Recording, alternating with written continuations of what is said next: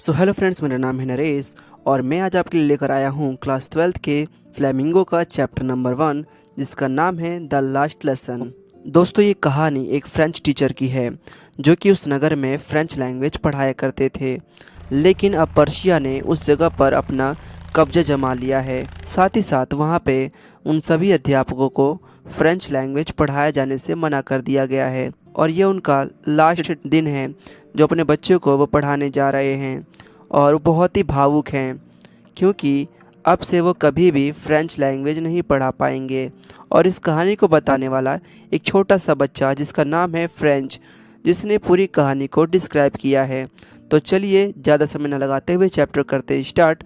Let's begin the chapter.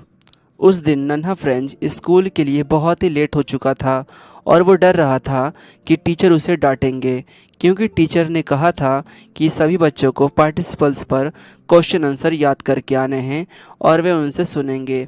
लेकिन French को उसके बारे में कुछ भी नहीं पता था। एक पल के लिए उसके मन में ये ख्याल आया कि क्यों ना स्कूल से बंक करा जाए, यानी कि बाहर ही रहा जाए और खुले में समय बिताया जाए। और वह दिन बहुत ही सुंदर था। पक्षी चहचहा रहे थे और पर्शियाई सैनिक खुले में ड्रिलिंग कर रहे थे और उसको वह देखना बहुत ही आकर्षक लग रहा था, बजाय कि इसके कि वे स्कूल जाके पार्टिसिपल्स पे क्वेश्चन आंसर सुनाए। तो भी फ्रेंच जल्दी से अपने स्कूल की तरफ रवाना होता है। अपने रास्ते में नन्हा फ्रेंच टाउन हॉल के पास से गुजरा। उसने समाचार बोर्ड के सामने लोगों की एक भीड़ को खड़े हुए देखा। फ्रेंच जब स्कूल पहुंचा तो उसने देखा कि सब कुछ बहुत ही शांत है और वहां पहले जैसा शोर नहीं है। वहां इतनी शांति थी जैसे कि मानो रविवार की सुबह हो और उसके सारे क्लासमेट्स पहले से ही अपनी अपनी सीट्स पर बैठे हुए थे।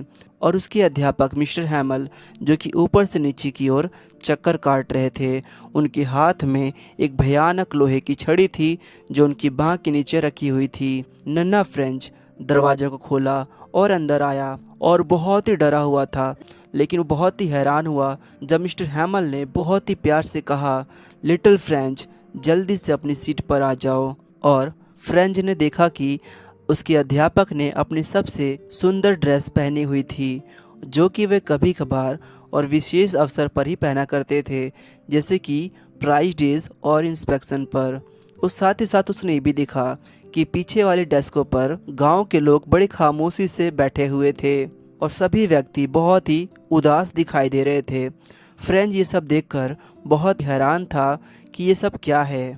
इस चैप्टर को आगे बढ़ाने से पहले हम यहाँ पर ये समझ लेते हैं कि पर्शिया की सेना ने 1870 में फ्रांस पर आक्रमण कर दिया, जिसमें जर्मनी ने भी इसकी सहायता करी और यहाँ पर फ्रांस हार गया। फ्रांस के हारते ही इसके 2 शहरों पर कब्जा कर लिया गया और ये 2 शहर हैं एलेसेस एंड लॉरेन। तो आते हैं अब टॉपिक पर। मिस्टर हैमल ने बहुत ही गंभीर और जेंटल टोन में कहना शुरू किया, my children, this is the last lesson I shell give you, यानी कि मेरे बच्चों, ये तुम्हारा लास्ट लेसन है जो कि मैं तुम्हें पढ़ाने जाऊंगा। और बर्लिन से एक आदेश आया है कि एलेसेस और लॉरेन के स्कूलों में केवल जर्मनी पढ़ाई जाएगी और कल से तुम्हारा एक नया टीचर आएगा और ये तुम्हारा लास्ट लेसन है जो कि मैं तुम्हें पढ़ाने जाऊंगा। तो मैं चाहता हूँ कि तुम सभी बहुत ही ध्यान से इस चैप्टर को सुनो। अब पहली बार फ्रेंच को अफसोस हो रहा था क्योंकि वह अपने चैप्टर को सीरियसली नहीं लेता था और वह इसलिए भी उदास था कि वो मिस्टर हैमल को अब कभी भी नहीं देख पाएगा।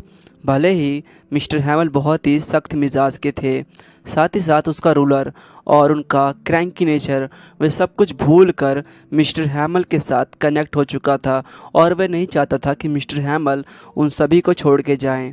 और फ्रेंच जब समझ गया कि मिस्टर हैमल ने अपनी सबसे बेस्ट ड्रेस क्यों पहनी है, साथ ही साथ ये भी कि गांव के बुजुर्ग आज क्यों इकट्ठा हुए हैं, क्योंकि वे मिस्टर हैमल के 40 वर्ष की वफादारी सेवा के लिए और उनके सम्मान में वहां पर इकट्ठा हुए हैं। जब फ्रेंच ये सब कुछ सोच रहा था तभी उसका नाम पुकारा गया और मिस्टर हैमल ने फ्रेंच से कहा कि वे पार्टिसिपल्स के कुछ रूल बताएं, लेकिन फ्रेंच यहाँ पर उलझ गया और फ्रेंच ने सब कुछ मिक्सअप कर दिया, लेकिन मिस्टर हैमल ने उसे डांटा नहीं और उन्होंने केवल इतना कहा कि तुम सभी फ्रांसीसी होने का पाखंड करते हो और फ्रांस के होने के बावजूद भी अपनी भाषा को ना बोल सकते हो और ना ही लिख सकते हो। लेकिन नन्हे फ्रेंच, तुम इनमें से सबसे बुरे नहीं हो। हम सबके पास अपने आप को कोसने के लिए बहुत कुछ है। और फिर उन्होंने फ्रेंच लैंग्वेज को डिटेल में समझाया और ये कहा कि फ्रेंच लैंग्वेज पूरे वर्ल्ड की सबसे बेस्ट लैंग्वेज है। मिस्टर हैमल ने अपनी ग्रामर की पुस्तक खोली और क्लास को लास्ट लेसन पढ़ाया और फ्रेंच को उस दिन सब कुछ समझ आ रहा था, हर एक शब्द और हर एक वाक्य। वो बहुत ही हैरान था। मिस्टर हैमल ने सभी बच्चों को बहुत ही आराम से और बहुत ही प्यार से पढ़ाया और ग्रामर के बाद उन्होंने लिखने का अभ्यास भी कराया। जिस बीच विद्यार्थी लिखने के काम में व्यस्त थे, उसी समय मिस्टर हैमल कक्षा के छोटी से छोटी चीज़ों को बड़े ध्यान से देख रहे थे, मानो ऐसा कि वे अपने मन में इन सभी चीज़ों को बसा लेना चाहते हों। सच में उनका दिल तो बहुत ही टूटा होगा, क्योंकि अब उनको स्कूल छोड़कर हमेशा हमेशा के लिए जाना था। तभी चर्च की घड़ी में 12 बजने की आवाज़ आई और दोपहर की प्रार्थना स्टार्ट हो गई और उसी समय पर्शियाई सैनिकों के नगाड़े की आवाज़ें सुनाई दी, जो कि ड्रिल से लौट रहे थे। मिस्टर हैमल कुछ कहने के लिए उठे, लेकिन कुछ बोल नहीं पाए, क्योंकि वो उस समय बहुत ही इमोशनल हो चुके थे। उनका गला भर सा आया था, मानो कि उनके मुंह से कोई शब्द निकल ही ना पा रहे हों। और उन्होंने एक चौक का टुकड़ा लिया और ब्लैक बोर्ड पे जितना बड़ा हो सके उतना बड़ा लिखा कि लॉन्ग लाइफ फ्रांस, यानी कि फ्रांस चिरकाल तक जीवित रहे, यानी कि लंबे समय तक जीवित रहे। और इसी के साथ इस चैप्टर की एंडिंग हो जाती है। आई होप आपने इस चैप्टर से बहुत कुछ सीखा होगा। जैसे कि हम जिस भी देश से बिलोंग करते हैं, हमें अपनी भाषा का सम्मान करना चाहिए और साथ ही साथ गर्व भी करना चाहिए। आई होप आपने इस चैप्टर को एंजॉय किया होगा। और अगर आप इस चैनल पर पहली बार आए हैं तो चैनल को सब्सक्राइब, लाइक और शेयर जरूर करें। साथ ही साथ एक प्यारा सा कमेंट, क्योंकि आपके प्यारे से कमेंट से हमें मोटिवेशन मिलती है। Thanks for watching.